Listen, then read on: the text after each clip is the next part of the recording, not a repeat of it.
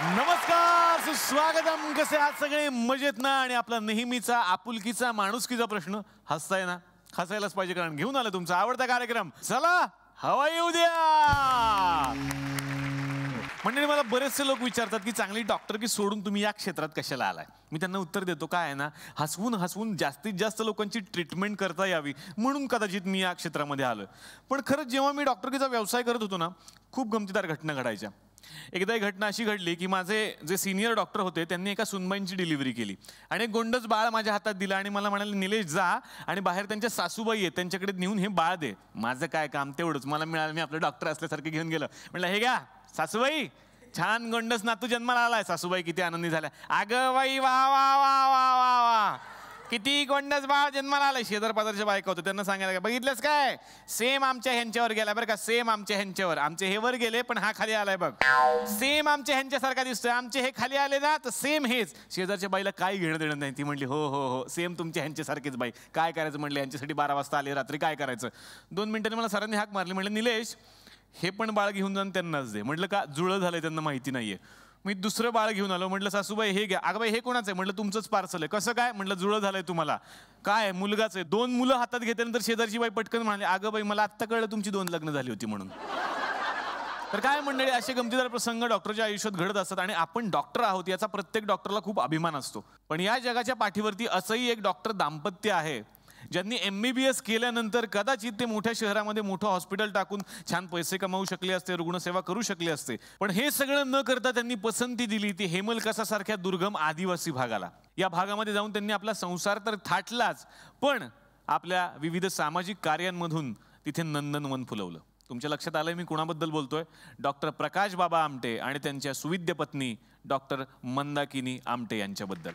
आणि डॉक्टर प्रकाश आमटे यांच्या उत्तुंग कार्याची सफर घडवणारा एक चित्रपट येत्या 10 तारखेला रिलीज होतोय. ज्या चित्रपटाचं नाव आहे डॉक्टर प्रकाश बाबा आमटे. तर मंडळी, डॉक्टर प्रकाश बाबा आमटे या सिनेमातले दिग्गज कलाकार आज या मंचावरती येणार आहेत. माझ्या या कॅफेमध्ये कॉफी प्यायला येणार. मला खूप आनंद झालाय मंडळी. आणि सगळ्यात जास्त आनंद या गोष्टीचा झाला की त्यांनी इकडे येणं मान्य केलंय. आम्ही खूप प्रयत्न करत होतो, खरं तर ते आले तर किती मजा येईल ना, किती मजा येईल ना. त्यामुळे माझा आनंद द्विगुणित झालाय. आणि तेवढीच ना आदरयुक्त भीती सुद्धा आहे माझ्या मनामध्ये. पण एवढा मोठा माणूस या मंचावरती येणार म्हटल्यानंतर आता त्यांच्याबद्दल काय बोलायचं सकाळपासून मी ठरवतोय, पण माझी बोबडी वळलेली आहे. काय बोलणार ना, माणूस एवढा मोठा आहे, कलाकार एवढा मोठा आहे. मी सतत माणूस माणूस माणूस जे म्हणतोय ना, तेच मला पुढे बोलायचं आहे की ते जेव्हा जेव्हा आपल्या समोर येतात ना, पहिल्यांदा त्यांच्यातला माणुसकी जपणारा माणूस आपल्या समोर येतो आणि नंतर त्यांच्यातला कलाकार येतो. मंडळी, माणूस कलाकार सगळंच मोठं आहे. तेव्हा जोरदार टाळ्यांनी स्वागत करूयात या चित्रपटामध्ये डॉक्टर प्रकाश आमटे यांची व्यक्तिरेखा ज्यांनी साकारलेली आहे. तुमचे आमचे सगळ्यांचे लाडके नाना पाटेकर.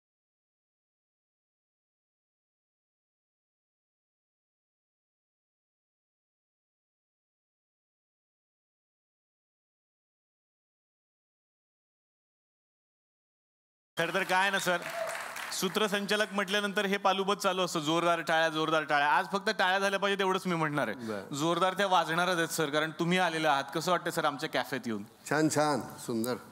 मी बघतो तुमचा कार्यक्रम, छान असतो. मला सुरुवात करायची खरं तर या चित्रपटाच्या संवादापासून. डॉक्टर प्रकाश बाबा आमटे, एवढा मोठा सिनेमा आणि त्यात प्रकाशजींची भूमिका तुम्ही साकारताय, काय अनुभव आहे सर? काही नाही, प्रकाशला इतक्या वर्षापासून ओळखतोय, तर त्यामुळे वेगळं काही करतोय असं वाटत नव्हतं. कुठेतरी तुमच्या नकळत हा माणूस झिरपलेला असतो, 40 वर्षामध्ये माहिती होतं. आणि खरं तर त्यांचं काम, आपण एखादी व्यक्तिरेखा करत असतो त्यावेळी त्याचं काम काय आहे नेमकं, आणि ते काम आपण ठेवतो लोकांसमोर, आणि मग कामाच्या मागचा चेहरा. तर तो केवळ फक्त प्रकाश नाही, मंदा आहे, मग त्याच्याबरोबरची मंडळी आहे. पण इतकी वर्ष सातत्यानं ही मंडळी हे करतायत आणि आपल्याला ते करायला मिळतं.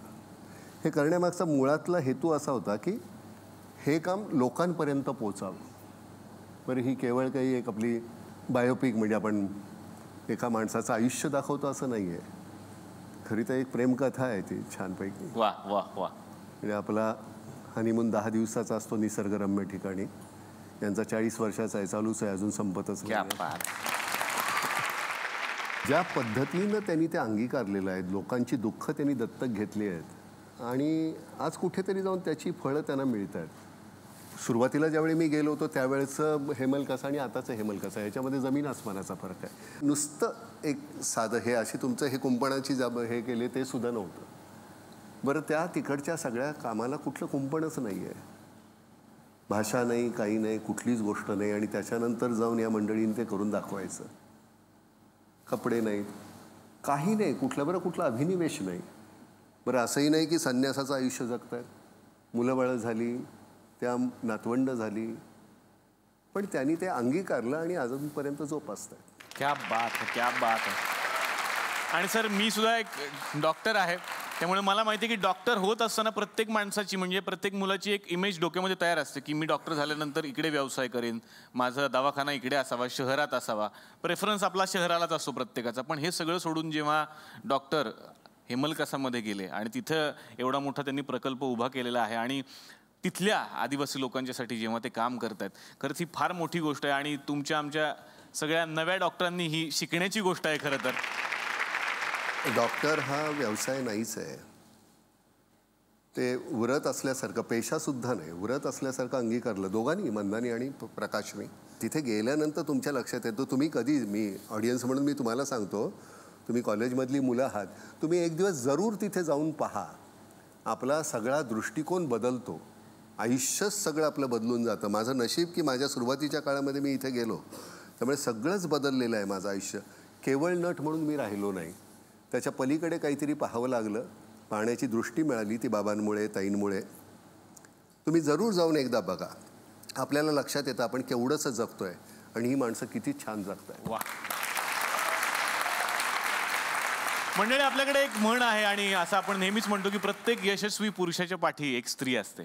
आणि डॉक्टर प्रकाश आमटे यांच्याही आयुष्यामध्ये समर्थपणे ज्यांनी त्यांची साथ दिलेली आहे डॉक्टर मंदाकिनी आमटे यांनी. आणि या सिनेमामध्ये डॉक्टर मंदाकिनी आमटे यांची भूमिका ज्यांनी साकारलेली आहे त्यांना आता या मंचावरती आपण आमंत्रित करूयात. जोरदार टाळ्या झाल्या पाहिजे तुमच्या आमच्या सगळ्यांच्या लाडक्या सोनाली कुलकर्णी यांच्यासाठी.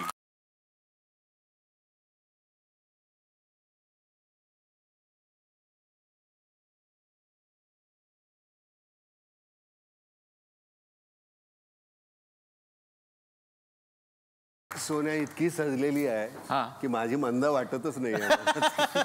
अगदी मी लग्नाच्या वेळी होतो तसा झालोय प्रकाश. मॅम, तुमचं मनापासून स्वागत. आणि मॅम वगैरे कुठे म्हणताय निलेशजी, हे फारच औपचारिक चर्चा होईल. माझं नाव सोनाली आहे. काय ना, मला इकडे सवय आहे येणाऱ्या मुलींबरोबर थोडंसं फ्लर्ट करण्याची, पण आज नाना सर बसलेला तर मी धाडसही नाही करू शकत या गोष्टीचं. तसं नाही, माझं स्क्रीनवरही लग्न झालंय आणि खऱ्या आयुष्यातही झालंय, त्यामुळे तू सेफ आहेस. या सिनेमाच्या माध्यमातून मंदाकिनी आमटे यांचा रोल तुम्ही साकारताय, ही भूमिका तुम्ही साकारताय, काय अनुभव आहे? विलक्षण अनुभव आहे. मंदाताईंसारख्या म्हणजे एक मला मंदाकिनी नावाची एक तरुण मुलगी दिसते जिच्या आयुष्यात फार सुंदर घटना घडत होत्या. ती प्रेमात पडत होती कॉलेजमध्ये असताना आणि तिने प्रकाश नावाच्या एका तरुण डॉक्टरशी लग्न करायचं ठरवलं.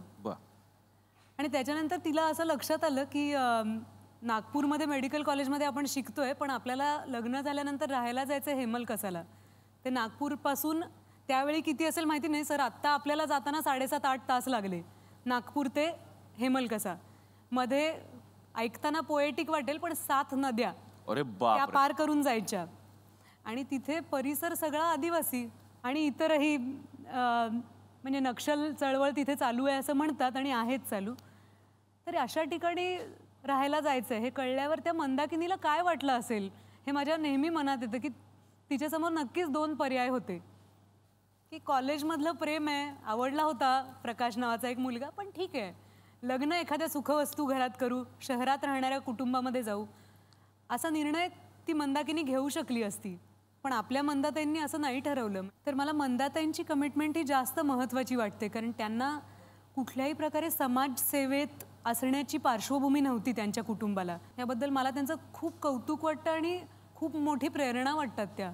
क्या बात आहे सर. मला तुम्हाला विचारायचं, मी असं ऐकलं परवा दिवशी एका मुलाखतीमध्ये की बाबांनी तुम्हाला मानसपुत्र मानलेलं आहे, तर बाबांची आणि तुमची पहिली भेट कधी झाली? 40-42 वर्ष झाली. नागपूरमध्ये मी नाटकाच्या निमित्तानं गेलो होतो. एक्सपेरिमेंटल नाटक होतं आमचं. त्यावेळी आमचे मित्र होते वसंत पोद्दार, वसंत मला घेऊन गेला होता.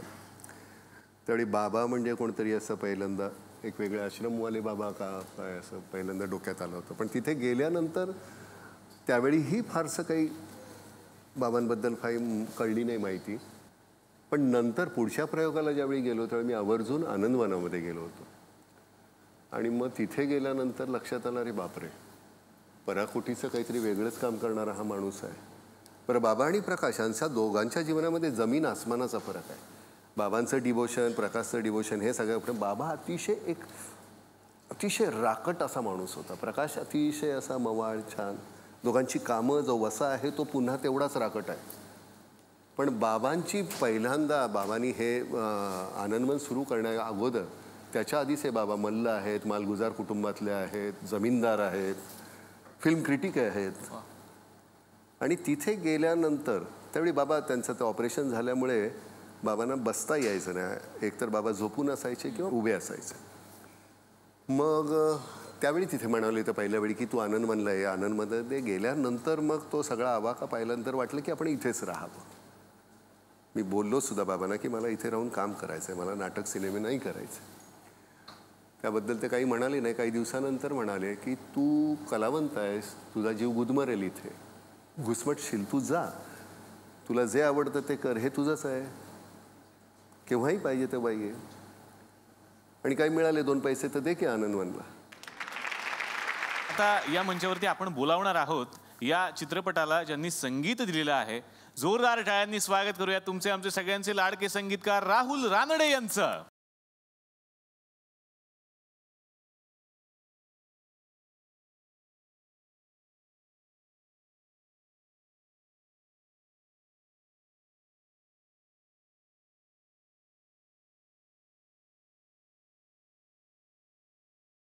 अतिशय मानभावी पद्धतीनं तो पाया पडलेला आहे. त्याच्या मनामध्ये हा आदर असेलच असं काही नाही. हो, ते तो मला आताच मध्ये मगाशी म्हणाला होता आतमध्ये की तिलाही पडेन पाया, दुर्जनम प्रथमम वंदे म्हणून. काहीतरी मी एवढंच सांगू इच्छितो की मी पाया पडलो ह्यांच्या त्या आधी मंदा आणि प्रकाश आमटे म्हणून, आणि नंतर सोनाली आणि नाना म्हणून मिठी मारली, कारण तुम्ही दोघेही माझे चांगले मित्र आहात. राहुल सर, आतापर्यंत वेगवेगळ्या सिनेमांसाठी, वेगवेगळ्या कार्यक्रमांसाठी तुम्ही म्युझिक केलं आहे. पण या सिनेमाच्या माध्यमातून तुम्हाला याचं बॅकग्राऊंड करायचं होतं, एक गाणं सुद्धा आहे सिनेमामध्ये. हा सगळा अनुभव काय होता? मी एकतर आधी नानाचा आता खरंच मनापासून आभारी आहे, कारण त्यांनी मला या चित्रपटाचे संगीत करण्यासाठी एकतर बोलवलं, पाचारण केलं. माझी एंट्री या सिनेमात नंतर झालेली आहे. आणि नुसतं पाचारण केलं नाही, म्हणजे नुसतं असं म्हणलं नाही की राहुल याचं म्युझिक तू करायचंयस, तर माझा हात धरून आम्ही हे म्युझिक केलेलं आहे. म्हणजे हे गाणंसुद्धा नानाच्या घरी हार्मोनियमवर बसून त्यांनीसुद्धा गायलेलं माझ्याकडे आहे, कारण मी ते रेकॉर्ड करत असे चाल आम्ही दोघांनी मिळून लावले असं म्हणायला पण हरकत नाही. माझ्या मते हे जे प्रोत्साहन त्याचं होतं, आणि ते प्रोत्साहन नुसतं एक राहुलनी चांगलं म्युझिक करावं म्हणून तर होतंच, पण नानाचा कुठल्याही तो ज्या चित्रपटात, नाटकात, कुठल्याही समारंभात त्याचा जो सहभाग असतो तो पूर्ण 100% झोकून दिल्यासारखा असतो. ही एक प्रार्थना आहे. असं गाणं मी आत्तापर्यंत केलं नव्हतं. मी आत्तापर्यंत प्रार्थना केली नव्हती कधी.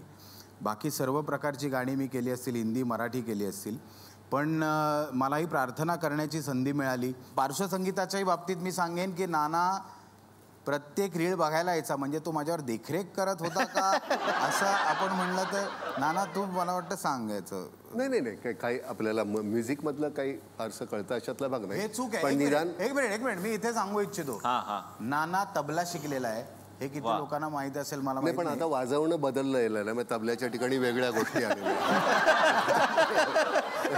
गंमत अशी होते की तुमचा कान तयार होणं हे फार महत्वाचं आहे. ही सुंदर गाते हे तुला माहिती आहे का? हे बरं झालं तुम्ही सांगितलं. नाही, मस्करी नाही. उत्तम गाते. उत्तम गातेस की नाही? सोनाली उत्तम गाते. खरं सांग, मी तुझ्या तांगडे ओढत नाहीये. गातेस की नाही? आवड आहे. आवड नाही. तू त्या दिवशी म्हणलीस की नाही तिथं सारसबागेमध्ये? फार मजा आली. दोन ओळी म्हण. वा, पण अतिशय सुंदर म्हण काय प्लीज. सगळे आपलेच असतात. माझी अजून एक आहे की मग नानानी त्याला जॉईन व्हावं. नाही, असुर आणि सूर एकत्र नको. चल तू म्हण.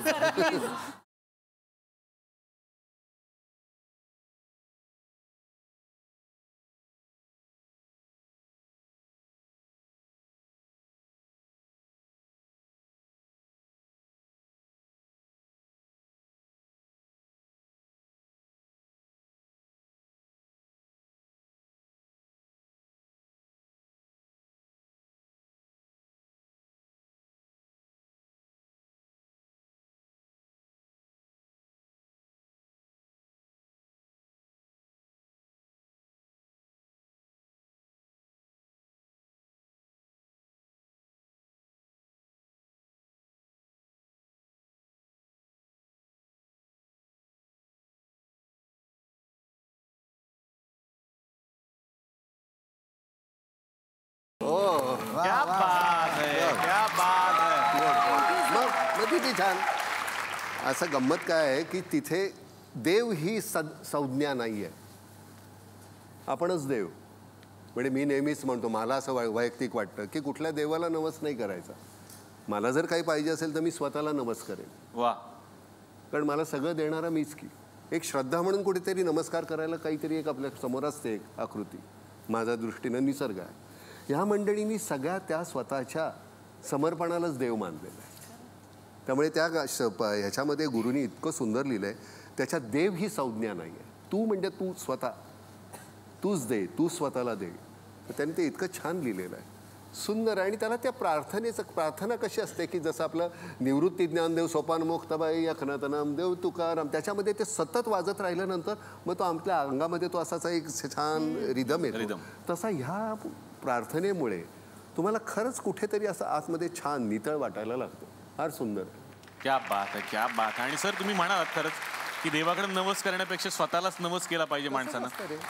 मी काल जेव्हा काय बोलायचं या एपिसोडवर काय बोलायचं आणि मी 2-3 गोष्टी चाळत होतो, मला थोडंसं लिहायची सवय आहे, तेव्हा एक वाक्य मला सुचलं खरं तर, जेव्हा मी डॉक्टरांचं काम, बाबांचं काम पाहिलं, की आपण नेहमी म्हणत असतो की माणसाला देव नाही होता येत. आपण नेहमी म्हणत असतो की माणसाला देव नाही होता येत, पण देवमाणूस होणं हे मात्र माणसाच्याच हातात असतं.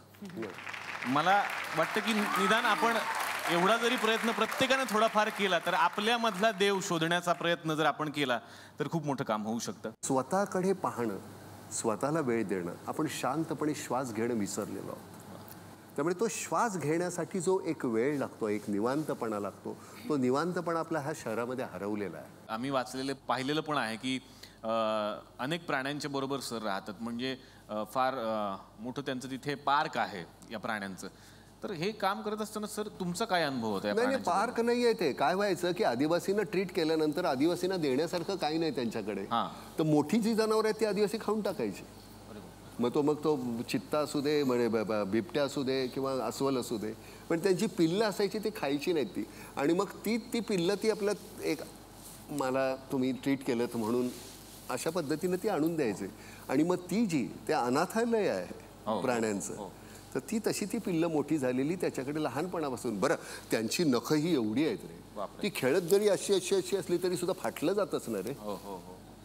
पण त्याला ते तुम्ही त्यांचं खेळणं हे तुमच्या लक्षात आल्यानंतर आपण घाबरू कदाचित, हा मला चावतोय का, मारतोय का, पण तेच त्याला करत असताना. बरं, मी रोज सकाळी जायचो, त्या सगळ्यांशी बोलायचो.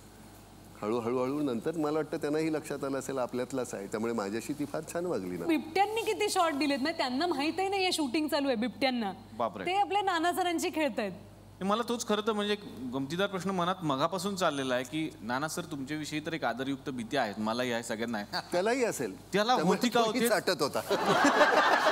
त्याचा अनुभव काय होतो? नाना पाटेकर यांच्यासोबत मला काम करायचं, तो घाबरला असेल. नाही, पण खरं सांगतो, ते चाटत असताना किंवा हे करत असताना म्हणजे त्यांनी मध्येच असा त्या ह्याच्यातून बाहेर हात काढला, त्यांनी धरल्यानंतर तो सोडत नव्हता.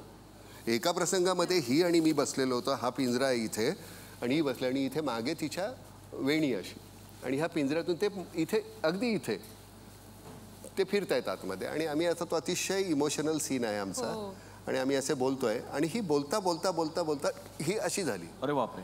आणि काही लक्षात आलं नाही. म्हटलं काय झालं, तर त्या बिबट्यानी तिची वेणी धरली होती, वेणी धरलेली, आणि ही जवळ अजून सांगत. आता वेणी धरल्यानंतर मी इकडे जाऊन अशी हिची वेणी अशी इथे दाबून धरली, ही हिचं डोकं. अरे बापरे. आणि मी हे असं धरलेलं आहे, तो जोराने ओढतोय. बरं, त्यांनी जर झटका दिला तर हिचं मेलीच असते की ही, म्हणजे आता कार्यक्रमालाच नसती. आणि आता करणार काय, तर शेवटी पटकन लवकर कातरते आणि मी तेवढा भाग तो वेणीचा कापला. त्यामुळे त्यावेळी तो किचक होता, वेणी संवार त्याच वेळी झाला असता तो सगळा. पण हे नुसतं प्रकाशबद्दल नाही बरं का, त्याची मुलं आणि त्याची नातवंड. हो, मी पाहिलंय ते. नातवंड त्या बिबट्याच्या पाठीवर बसतात, त्यांचा घोडा खेळतात. ते कमाल आहे. त्यांनी एक खरं तर ते तुमच्या तोंडून मला ऐकायला आवडेल की पाळीव प्राण्यांबद्दल त्या नातवाला विचारलं होतं शाळेमध्ये. हो, त्याला त्याला प्रश्न विचारला नातवाला की पाळीव प्राणी कुठले. त्यांनी लिहिलं सिंह, वाघ, मगर, अस्वल, साप. त्याला 0 मार्क मिळाले. तो रडत आला, म्हणला बाबा आपल्याकडे सगळं आहे, मग मला 0 दिलं. मग प्रकाश शेवटी शाळेत गेला, त्यांनी मास्तरांना सांगितलं की खरंच आहेत आता घरी, त्याला काय करणार, आता मार्क द्या, मोठा झाल्यानंतर त्याला कळेल. आणि मग त्याला पैकीच्या पैकी मार्क मिळाला. वा वा. तर एवढी मोठी दिग्गज मंडळी आलेली आहेत. मला खूप काही सुचतंय, खूप काही बोलायचंय, तुम्हाला सुद्धा खूप काही ऐकायचं, पण आता वेळ झालेली आहे एका छोट्याशा ब्रेकची. कुठेही जाऊ नका, पाहत राहा. चला हवा येऊ द्या. तर आता वेळ झालेली आहे या चित्रपटाच्या ज्या दिग्दर्शिका आहेत त्यांना या मंचावरती बोलावण्याची. जोरदार टाळ्यांनी आपण स्वागत करूयात समृद्धी पोरे यांचं.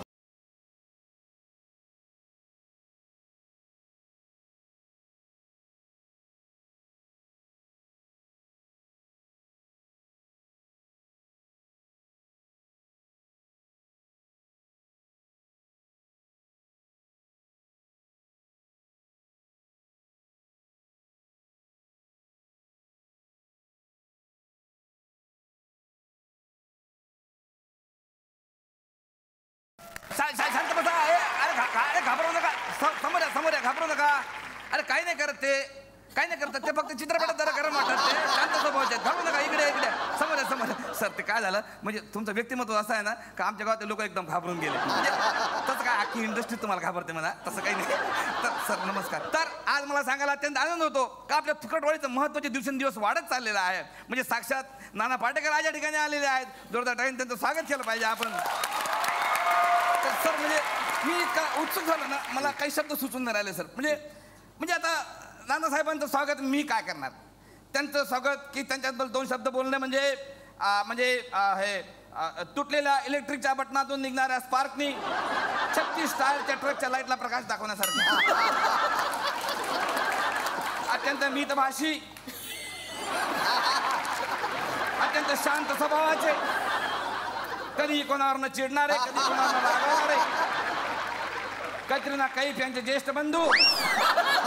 काय संबंध, काय ओळख करून देता तुम्ही. सर बघितलं बरोबर आहे. म्हणजे बघितलं सर, डोळ्यात पाणी आलं सर. अगदी बरोबर आहे. वेलकम मध्ये सर तुम्हाला सांगतो डोळ्यात पाणी आलं होय सर. ना? बहिणीच्या लग्नासाठी इतका खटपट करणारा भाऊ जगात कुठे बघितला नाही सर. अगदी बरोबर. पण त्यांचं लग्न झालं का सर? नाही अजून नाही झालं. नाही. मग आपल्याकडे इन्फ्रास्ट्रक्चर आहे सर. तुम्ही जर वेगळ्या अँगलनी बघितलं ना. मी आतमध्ये जाऊन बघतो, मी वेगवेगळ्या अँगलने बघतो तुला. म्हणजे बघा इतका मोठा माणूस स्वतःच्या बहिणीचा हात माझ्या हातात द्यायला तयार झालेला आहे. असू द्या, काय हरकत नाही सर. काय होतं ना तुमच्यासारख्या मोठ्या माणसामुळे ना गावागावात सर विविध घटना घडत असतात. म्हणजे तुम्हाला सांगायला मला अत्यंत आनंद होतो सर. म्हणजे आनंद नाही म्हणा तसा, थोडं दुःखाचीच गोष्ट आहे म्हणा. कारण तुमच्यामुळे ना आमच्या गावातल्या 5 म्हाताऱ्या खपल्या सर. म्हणजे डेट झाल्या. का डेट झाला म्हणजे तुमचा पिक्चर होता ना जुना तो वाला. तो म्हणजे तुम्ही एका बाजूवर बसलेला असता, एक लहान पोरगा येतो म्हणतो मेरे माँ को बचाओ, मेरे माँ को बचाओ, मेरे आजी से बचाओ, मेरे माँ को. आणि तुम्ही म्हणता त्याला उठाव पत्थर मार फेका बुढ़िया को लाईट पकड के, त्या टाईप मध्ये सर. तर तिचा इतका प्रभाव पडला सर आमच्या गावामध्ये तर ते लहान लहान पोट्टे पिक्चर बघून आले का आजीला दनादन मारलं सर. म्हणजे त्याच्यात तुम्हाला सांगतो म्हणजे ज्या आज्या घरी नव्हत्या आणि ज्यांच्या नातवानं पिक्चर पाहिले नाही आणि ज्यांच्या नातवाचा नेम चुकला एवढ्याच आज्या वाचल्या. बाकीच्या सगळ्या गेल्या. तर अशा छोट्या मोठ्या गमती जमती या गावामध्ये घडत असतात. अत्यंत मोलाचा संदेश देणारे म्हणजे एक मच्छर आदमी को हिजड़ा बना देता है. हा जो अत्यंत मोलाचा संदेश देऊन मलेरिया हटाव मोहिमेमध्ये सहभागी होणारे आणि त्या प्रत्येक शासनाची मदत करणारे श्री नानाभाऊ पाटेकर आज या ठिकाणी आलेले आहेत. तर त्यांचं स्वागत करण्यासाठी मी आमंत्रित करतो अखिल भारतीय मलेरिया हटाव संघटनेचे अध्यक्ष भारत गणेशपुरे यांना. मीच आहे सर. मॅडम या ठिकाणी आलेले आहेत. तुमचं स्वागत करणं पण माझं कर्तव्य आहे तुम्हाला सांगतो मॅडम. म्हणजे तुमच्याबद्दल म्हणजे काय बोला. म्हणजे ज्या वयात आमच्या बायका ना पेपरातली कोडी सोडवता येत नाही. म्हणजे टेबलला इंग्रजीमध्ये काय म्हणतात असं भैताडपणे 4 चौकात आम्हाला विचारतात. त्या वयात तुम्ही पेपरमध्ये एक कॉलम लिहिता है ना. किती चांगली गोष्ट आहे. तुमचं कॉलम वाचला मला खूप बरं वाटते मॅडम वाचून. म्हणजे तुम्हाला सांगतो मी आमच्या लोकल पेपरमध्ये एक कॉलम चालू केला आहे. तर 2 ओळी मी तुम्हाला वेळ काय तुम्ही काय नावाने लिहिता. मी है ना माझ्याच नावाने लिहितो बापरे नावाने. बापरे म्हणजे बापरे नाही बापरे म्हणजे भापुरे. भापुरे म्हणजे सो फुलचं सोनाली कुलकर्णी जसं भारत गणेशपुरेचं भापुरे असं केलेलं आहे मी. 2 ओळी वाचून दाखवा मॅडम. मी Please, आणले. उठलो, सकाळी उठलो, म्हशीनं मान टाकली होती, पेंडीची आशा तिच्या डोळ्यात मला दिसत होती. मग घातली एकदाची पेंड तिच्या तोंडात आणि पाणी दुधात. निघालो जंगलाच्या बाजारात पांढरपेशा माणसाप्रमाणे तो विकायला. पुढे जात जात जात जात बघतो काय तर समाज असा विस्कटलेला. अरे दूध घ्यायला कोणी तयारच नाही. समाज कशा विस्कटला. पुढच्या चौकात भाऊ कदम मावा खाताना दिसला. मी म्हटलं नाही बाळा, सोडून दे ही सवय, ही वाईट आहे. तो म्हणाला तू दूध विकायला आला का सल्ला विकायला आला. असं प्रमाणे एक पहिला असा कॉलम मी म्हणजे अजून भरपूर आहे मॅडम. तुम्हाला नंतर वेळ असेल तर मी तुमच्या पुस्तकं देतो तुमच्या हातामध्ये. चालेल. तर अशा सर्वगुण संपन्न ऋतिक रोशनच्या आई आज या ठिकाणी आलेल्या आहेत. काय ओळख कुठलं काढलं शोध. अरे ते आम्ही बघितलं ना त्यांचा हो. मिशन काश्मीर मध्ये आहे ना. म्हणजे तुमच्यासारखाच दिसतो हा मॅडम.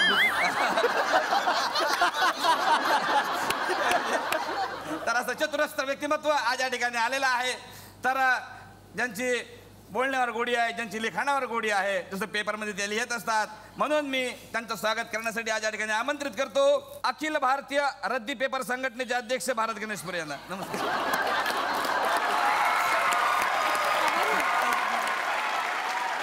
तर आज एक आणखी मोठं व्यक्तिमत्व आज या ठिकाणी आलेलं आहे. त्यांचं स्वागत करणं पण मी माझं कर्तव्य समजतो. तुम्हाला सांगतो, स्वतःची पर्सनॅलिटी हॉलिवूडचा हिरो म्हणू नका, विलन म्हणू नका, अशी असताना सुद्धा केवळ अर्नॉल्ड शेंगवेकर काय अर्नॉल्ड शेंगवेकर हे हॉलिवूडचे हिरो आहे ना. हो मला माहिती. आणि बॉब क्रिस्टो यांच्या पोटावर पाय येऊ नये म्हणून, त्या लेकरांचं घर तिकडे चालावं म्हणून मान्य श्री राहुल रानडे यांनी तिकडे जाण्याचं टाळलं. केवढी मोठी वृत्ती आहे बघा, याला म्हणता वृत्ती माणसाची. आणि आज या मराठी इंडस्ट्रीमध्ये ते संगीतकाराची भूमिका बजावतात. तर असे चतुरस्र व्यक्ती. सर एक आता तुम्ही आला म्हणून एक रिक्वेस्ट आहे सर. म्हणजे इलेक्शनचा दिवस आहे की म्हणून तुम्हाला सांगतो. हे तसं तुम्हाला त्रास नसता दिला. आमचे भाऊ उभे आहेत म्हणजे इलेक्शनला. तर एक 4 वेळी मी लिहून आणले तर पटकन एक जिंगल बनवून द्या का मला.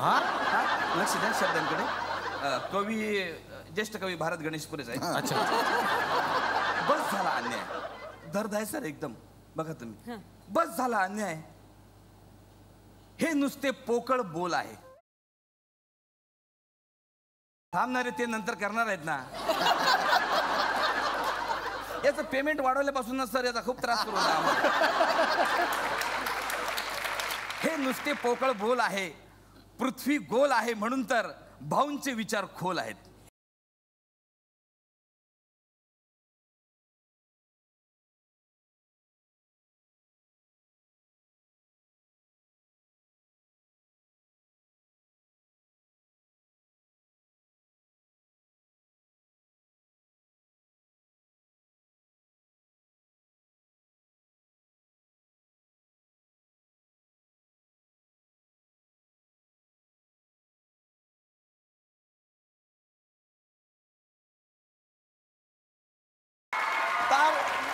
अशा हरवणारी व्यक्तिमत्वाचं स्वागत करण्यासाठी मी आमंत्रित करतो अखिल भारतीय ज्येष्ठ कवी संघटनेचे अध्यक्ष भारत गणेशपुरे यांना. म्हणजे मीच आहे सर.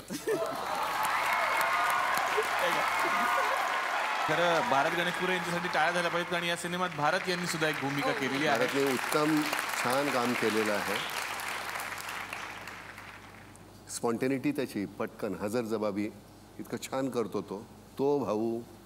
सगळीच मंडळी तुम्ही इथे जे करता ते इतकं छान करत असता. छान बेतला छान आहे कार्यक्रम. तुम्ही चांगली हवा येते आता. म्हणजे त्याच्यावर राहुलचे केस उडत नाहीत त्या हवेवर. पण हवा खूप चांगली येते. तर या सिनेमाच्या निमित्तानं तुम्ही दोघांनी या मोठ्या व्यक्तिरेखा साकारलेल्या आहेत सर. आणि मॅम तुम्हाला खूप पावत्या मिळतील या सिनेमा रिलीज झाल्यानंतर या व्यक्तिरेखेबद्दल. पण एक पावती अशी आम्हाला तुम्हाला दाखवायची आता, ज्यांची व्यक्तिरेखा तुम्ही साकारलेली आहे. डॉक्टर आणि मंदाकिनी आमटे हे दोघेही आपल्यासोबत आहेत. बघूयात डॉक्टरांना, ज्यांना सगळे प्रेमानं भाऊ म्हणतात आणि मंदाकिनी आमटेंना सगळे प्रेमानं वहिनी म्हणतात, तर बघूयात भाऊंना नानांची ही भूमिका कशी वाटली. वाव. हाय नाना, कसा आहे तू? तुझे आणि बाबांचे संबंध ते 40 वर्षाचे आणि तसं तू वयाने लहान आहे माझ्यापेक्षा. तू लहान भाऊ म्हणून इतकी वर्ष वागला पण आहे. ताई बाबांच्या प्रेरणेने तू नेहमी तुझ्या भाषणात उल्लेख करतो. बाबा गेले तेव्हा तुझ्या श्रद्धांजलीचं भाषणाने खूप जणांना रडवून सोडलं होतं. समृद्धीने जेव्हा चित्रपट करायचं ठरवलं आणि नाना तू माझी भूमिका ठरवलं, हे जेव्हा पब्लिकला कळलं तेव्हा बऱ्याच लोकांना शंका आली की नानाच्या इमेजच्या विरुद्ध माझा स्वभाव असल्यामुळे तू माझी भूमिकेला न्याय देऊ शकेल की नाही, असं लोकांच्या मनात शंका होती. अर्थात माझ्या मनात नव्हती ती, कारण मला माहिती आहे तू असा कसलेला नट आहे. तुझी ती इमेज पण सुद्धा हे नट म्हणूनच होती ती, काही तुझं प्रत्यक्षात तू तसा इतका काही अँग्री यंगमॅन नव्हता. त्यामुळे तू 100% न्याय देशील याची मला खात्री होती. आणि त्याप्रमाणे आम्ही जेव्हा सिंगापूरला पहिल्यांदा सिनेमा बघितला तेव्हा खरोखरच समाधान वाटलं की नानाने किती ताकदीने माझी भूमिका केलेली आहे. त्याबद्दल मला अर्थात खात्री होती, पण आता चित्रपट बघितल्यावर सगळ्या पब्लिकलासुद्धा वाटेल की नाना अशीसुद्धा भूमिका तितक्याच ताकदीने उभी करू शकतो. विशेष सांगायचं म्हणजे नाना की 2 असे भावनात्मक प्रसंग त्या सिनेमात आहेत. एक नाईलाजाने जेव्हा मला एका बाईची सुटका करायची होती डिलिव्हरी करताना, तेव्हा ते बाळ कापून काढावं लागलं. त्यावेळेला मला ज्या यातना झाल्या त्या तू हुबेहूब त्या सिनेमाच्या माध्यमातून लोकांपर्यंत पोहोचवल्या आहेत. आणि दुसरं असं माझं वन्यप्राण्यांचं प्रेम तर तुला आणि सगळ्या समाजाला माहिती आहे. आमचा जो पहिला पॅन्थर, लेपर्ड ज्याला म्हणतात, नेगल नावाचा, तो दुर्दैवाने साप चावून मेला. आणि तेव्हा आमचा सगळा प्रकल्प रडत होता. त्याला घरात मुलासारखा मी वाढवलेलं आणि अचानक तो गेला. तर तो जो प्रसंग, तू, सोनाली, माझी मुलं होते बाजूला, जितक्या तीव्रतेने आम्हाला त्याचं वाईट वाटत होतं तसा तू हुबेहूब तो रंगवला आहे. काय सांगाल भाऊंना याबद्दल? भाऊंनी एवढी मोठी पावती दिली आहे. नाही, पावती म्हणजे काय, त्या इतकी वर्ष काय मी तुला उगाचच बघितलं का?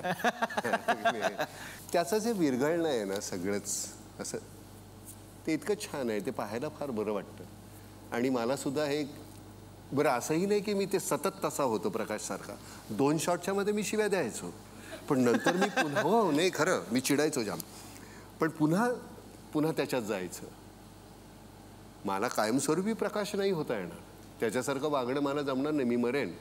माझं कॉलेजमध्ये 120/80 ब्लड प्रेशर होतं, आजही 120/80चं आहे, कारण माझ्या आतमध्ये मी काही ठेवत नाही आणि त्यांनी सगळंच सामावून घेतलेलं आहे. स्टॅग्नन्सी येऊ द्यायची नाही. स्टॅग्नन्सी आल्यानंतर आपण नट म्हणून संपतो, मग असलेले पैसे आणि मानमरातब त्याचा काही उपयोग नाही आहे. सतत काहीतरी एक कुठली तरी गोष्ट कमी पडली पाहिजे. घरामध्ये सगळे डबे भरलेले असले ना की मग निवांतपणा येतं, एखादा डबा रिकामा असेल की मग जास्त बरं. त्यामुळे ते करायला नटाने तेवढी एक वंचित राहावं कुठल्या तरी गोष्टीसाठी, मग आपण जिवंत राहतो. सोनाली मॅम, आत्ताच नानांविषयी भाऊ काय बोलले हे आपण ऐकलं, पण आता तुम्ही ज्यांची व्यक्तिरेखा साकारलेली आहे वहिनींची, मंदाताईंची, बघूयात त्यांनी जेव्हा सिनेमा पाहिला तेव्हा तुमची भूमिका त्यांना कशी वाटली. वहिनी. सोनालीला खरं सर्टिफिकेट तर माझ्या मुलींनीच दिलं. खरं सांगायचं म्हणजे की ज्यावेळेला तिने सोनालीला बघितलं माझं काम करताना, तर तेव्हा तिने असं म्हणून दाखवलं की आई असं वाटतंय की तू दवाखान्यात काम करते आहेस. म्हणजे सोनालीला मी तूच समजत होते की तू काम करते असा मला सगळीकडे भास होत होता. आणि दुसरा एक प्रसंग असा आहे त्या पिक्चरमध्ये की ही जी मुलगी आहे ही आम्ही दत्तक घेतलेली होती आणि तिची आई डिलिव्हरीत गेल्यामुळे तिला आम्ही ठेवून घेतलं होतं आणि ती मोठी झाली. आणि थोडी मोठी झाल्यानंतर तिच्या घरचे लोक, म्हणजे तिचे वडील जिवंत होते, आजी आजोबा जिवंत होते, ते तिला परत न्यायला आले की आता मोठी झाली, आता ही आमच्याकडे जेवते खावते तर आमच्याकडे ती राहू शकेल. तर त्यावेळेला आमच्या ज्या काय भावना होत्या आणि मला जे काय म्हणजे भरून आलं होतं त्यावेळेला, तो प्रसंग सोनालीने अगदी हुबेहूब उभा केलेला आहे. साधेपणे देखील चांगलं जीवन जगता येतं हे पाहण्यासाठी तरी लोकांनी हा पिक्चर पाहावा. आणि या पिक्चरमधनं समृद्धी पोरे यांचं नाव आणखीन सिनेमा क्षेत्रामध्ये पुढे यावं आणि तुला देखील तुझ्या पुढच्या वाटचालीसाठी शुभेच्छा देऊन या सिनेमाला यश मिळो अशी मी शुभेच्छा व्यक्त करते. वा. किती छान. नाही, मंदाताईंकडून या सिनेमाबद्दल काही फीडबॅक मिळणं आम्हाला हे फार स्पेशल आहे, कारण मला त्या इतक्या आवडतात की आज तागायत मला कधी धाडस नाही झालं की त्यांना जाऊन विचारावं की तुम्हाला माझं काम कसं वाटलं. कारण काही गोष्टी या आपण मनापासून करायच्या असतात, ते जगतात ना त्यांचं आयुष्य मनापासून. तर जर समृद्धीने माझं कास्टिंग केलेलं आहे, मला ती भूमिका साकारायची संधी मिळाली आहे, तर मी ती प्रामाणिकपणे साकारली पाहिजे. मंदानं परवा ती दारूची भट्टी होती, ती दारू पकडून दिली मंदाने. बापरे. तिकडचा जो कोण दारू माफिया आहे त्याची काहीतरी 2-4 लाखाची दारू सगळ्या बायकांना एकत्र घेऊन. मंद दिसते तितकी साधी नाही आहे, रणरागिणी आहे ती. नानासाहेब, पण एक गोष्ट मला खरंच प्रामाणिकपणे विचारायची आहे, जी माझे वडील पण मला सांगत असतात. बऱ्याच वेळेला मोठी लोक ही गोष्ट सांगत नाहीत किंवा का आमचा स्ट्रगल सांगायचा असंही असतं. माझी विनंती आहे या टेलिव्हिजनच्या निमित्तानं की तुम्ही आम्हाला खरंच सांगावं त्या स्ट्रगलविषयी थोडंसं, कारण आत्ताच्या तरुणांना ह्या गोष्टी कळाव्यात, ज्यांना सगळं आयतं मिळतं. मला स्ट्रगल फार महत्त्वाचं वाटत नाही, तो तुम्ही न विसरणं हे महत्त्वाचं. मी त्याच्याबद्दल लिहिलं सुद्धा, ते 2 गुरु म्हणून, अपमान आणि भूक, की तो स्ट्रगल पटकन वडील अतिशय श्रीमंत छान होते आणि एकदम 9वीत असताना सगळं गेलं. कशामुळे गेलं ते जाऊ दे, अलाहिदा. 9वीमध्ये नोकरीला लागलो. चुनाभट्टीला आमचं ते सिनेमाची पोस्टर्स करायचे, त्याचं लेटरिंग मी करायचं. घरापासून तिथपर्यंत 8 किलोमीटर चालत जायचं. शाळा सुटायची दुपारी 12 वाजता, घरी येईपर्यंत 1, 1:30, 1:45ला मी निघायचो चालत. ऊन असायचं खूप छान. तिथपर्यंत चालत जायचं 8 किलोमीटर, किंवा मग तिथे दिवसभर काम करायचं. रात्री 9, 9:30ला ते जेवायला वाढायचे. 35 रुपये महिन्याला आणि 1 वेळचं जेवण असं ठरलं होतं.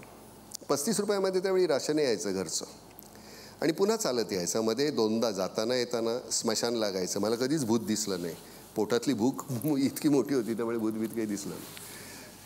तर ते जे दिवस होते, म्हणजे मला ते एक अतिशय प्रकर्षानं आठवणारी गोष्ट म्हणजे जाताना तिथे ते उडप्याचं एक हॉटेल होतं, तिथनं तो वास यायचा छान, आणि मग तिथे थोडासा रेंगाळायचं. एक दिवस जास्त रेंगाळल्यानंतर आतून एक मुलगा आला.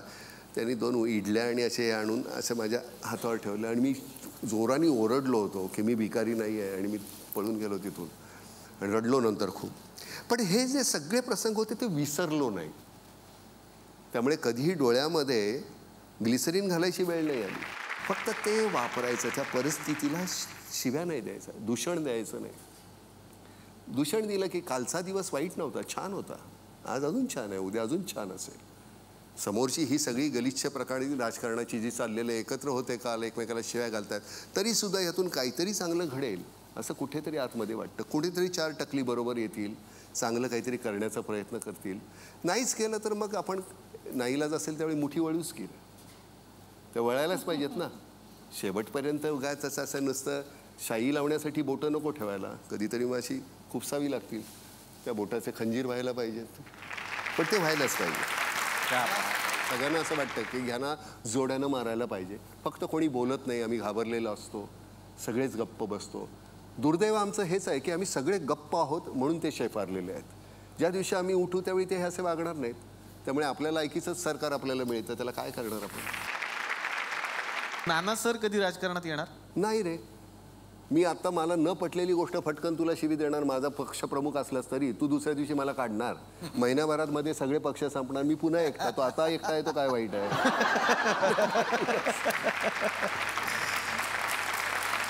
हा थॉट निवडलात तुम्ही या सिनेमासाठी, हे खरंच कौतुकास्पद आहे. तर त्याबद्दल तुम्हीच आम्हाला सांगावं की कुठे हा विचार झाला की आपण या विषयावरती सिनेमा बनवावा. ही गोष्ट आपण आज या धर्तीवर आलो आहोत, कुणीतरी सांगितली पाहिजे. कारण हा माणूस एका कोपऱ्यात कुणालाही न सांगता असं काम करतोय की ते फक्त महाराष्ट्र नाही, भारत नाही, पूर्ण जगाला इन्स्पिरेशन असेल असं हा हे काम करतोय. आणि आपण बोलू शकू. मी एक किरकोळ सिनेमा केला होता, त्याला देवकृपेने खूप चांगलं यश मिळालं होतं. तर एक ती हिंमत होती की मी चित्रभाषेतून बोलू शकेन, आणि तिथनं खरी ती सुरुवात झाली. पद्मश्री असलेले भाऊ आणि त्याच तोडीचं पद्मश्री असलेले नाना सर, त्याला भूमिकेला मिळणं. पद्मश्री 2 ठिकाणी कशी मिळते बघ. पद्मश्री एक ठिकाणी कशी, कोण प्रकाश आमटे आणि एक कोण, हे असं असतं, नाही लागत. तर काय मी आयुर्वेदिक डॉक्टर असल्यामुळे आम्हाला प्रकृती शिकवलं जातं. तुम्ही वाचलं असेल वात पित्त कफ.